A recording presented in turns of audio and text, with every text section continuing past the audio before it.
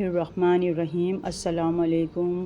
کائنات اسلام میں خوش آمدید۔ ایک پیاری دعا کے ساتھ خوبصورت زندگی خود بخود نہیں بن جاتی، بلکہ اس کی تعمیر روزانہ کی دعاؤں پر ہوتی ہے۔ ہمارے ایک دوسرے کے لیے دعائیں مانگنا اللہ تعالیٰ کو بے حد پسند ہے۔ میری دعا ہے اللہ عز و جل آپ کو دنیا و آخرت کی ہر نعمت سے نوازے اور زندگی کی ہر مشکل گھڑی سے ہمیشہ محفوظ رکھے، آمین۔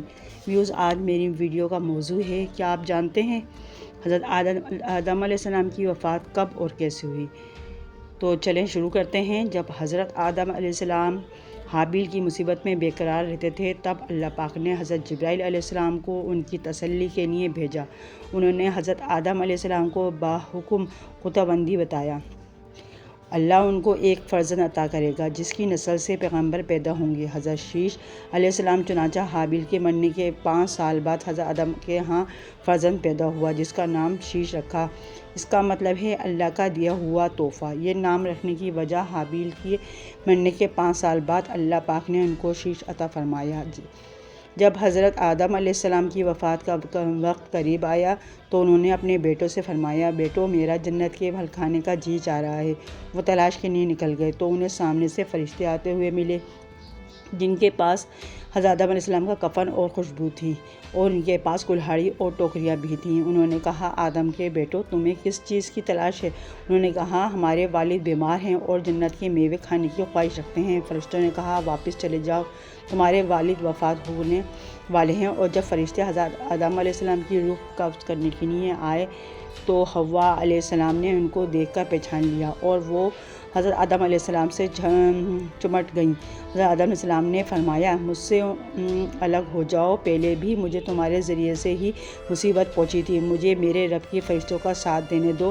فرشتوں نے ان کی روح قبض کی، غسل دیا، کفن بنایا، خوشبو لگائی، آپ کی قبر کھودی، لحد تیار کی۔ انہوں نے حضرت آدم علیہ السلام کی نماز جنازہ ادا کی اور پھر انہیں قبر میں رکھ کر اوپر سے مٹی ڈال دی۔ پھر کہا، آدم کے بیٹو تمہارے لیے یہی طریقہ ہے۔ بحوالہ حسنت احمد حضرت آدم علیہ السلام کہاں دفن ہوئے اس میں اختلاف ہے۔ مشہور ہے کہ انہیں انڈیا کے پاس سری لنکا میں دفن کیا گیا، اور ایک قول یہ بھی ہے کہ مکہ مکرمہ میں جبل آبی قیبس میں دفن کیا گیا ہے۔ یہ بھی کہتے ہیں کہ حضرت نوح علیہ السلام نے طوفان کے موقع پر حضرت آدم اور حضرت حوا کی میتوں کو ایک تابوت میں ڈال کر ایک کشتی میں رکھ لیا تھا، اور پھر طوفان کے بعد انہیں بیت المقدس میں دفن کیا۔ حضرت آدم علیہ السلام نے اپنے بیٹوں کو وصیت کی کہ شیش علیہ السلام میرے قائم مقام رہیں گے، تم سب ان کی فرمانبرداری کرنا اور ان پر ایمان لانا۔ سب نے اقرار کیا، اور پھر حضرت آدم علیہ السلام کی وفات کے بعد حضرت شیش علیہ السلام نے ان کے کام یعنی رشد و ہدایت اور تبلیغ کی ذمہ داری اٹھائی۔ اور حضرت شیش علیہ السلام کے زمانے میں بنی آدم 2 قسم کے تھے، کچھ وہ جو نیکی پر تھے اور کچھ قابیل کی اولاد کی تابع داری میں مشغول تھے۔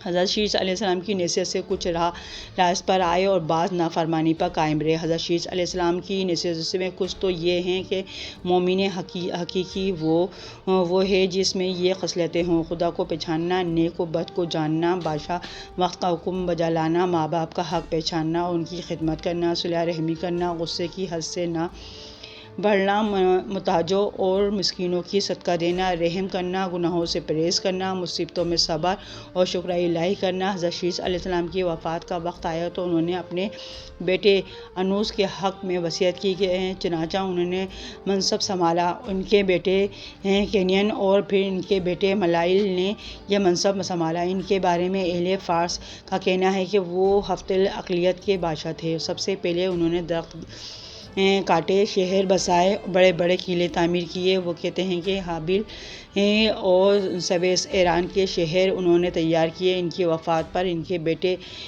یرت نے ان کا منصب سنبھالا۔ انہوں نے اپنے بیٹے خنوخ کے حق میں وصیت کی، اور پھر ایک مشہور قول کے مطابق ان کو ہی حضرت ادریس علیہ السلام نے کہا جاتا ہے۔ حضرت شیش علیہ السلام حضرت آدم علیہ السلام کے فرزند ہیں۔ حضرت آدم کی عمر 130 برس تھی جب یہ پیدا ہوئے۔ حابیل کے قتل کے 5 برس بعد ان کی پیدائش ہوئی، کیونکہ ان کی پیدائش حابیل کے وفات حسنہ کی وجہ سے ان سے بہت خوش رہے۔ تمام بنی آدم ان کی ہی اولاد ہیں، کیونکہ حضرت آدم علیہ السلام کی دوسری اولاد کا سلسلہ آگے نہ چل سکا۔ قرآن پاک سے ان کا ان کا نہیں ہے۔ اللہ تعالیٰ رسول اللہ صلی اللہ علیہ وسلم سے ایک روایت میں فرماتے ہیں کہ اللہ نے اپنے پیغمبروں پر 100 صفحے نازل کیے اور 4 کتابیں، اور ان صفوں میں سے 50 صفحے حضرت شیش علیہ السلام پر نازل ہوئے اور اس سے ان کی نبوت ثابت ہوئی۔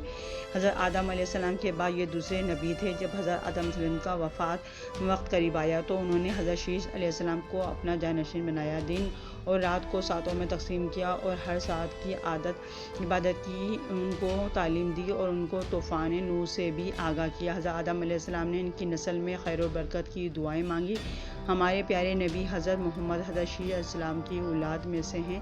حضرت شیش علیہ السلام سیرت و صورت میں حضرت آدم کے مشابہ تھے اور تمام اولاد سے زیادہ محبوب تھے۔ حضرت آدم علیہ السلام نے حضرت شیش علیہ السلام سے فرمایا کہ طوفان نوح کے زمانے کو پاؤ تو میرے ہڈیوں کو کشتی میں رکھنا تاکہ وہ غرق ہونے سے محفوظ رہیں، یا اپنی اولاد کو یہ نصیحت کرنا۔ حضرت شیش علیہ السلام حضرت آدم علیہ السلام سے احوال بعثت لذت کے ساتھ سنتے تھے اور آسمانی صفوں کا مضمون بھی دریافت کرتے تھے۔ اس لیے حضرت آدم علیہ السلام نے تجربہ خلق سے ان سے حق سے خلیفہ کیا تھا اور لوگوں سے تنہا ہو کر دنیا کی لذتیں چھوڑ کر اکثر اوقات وظائف اور اطاعت سے مشغول رہتے تھے۔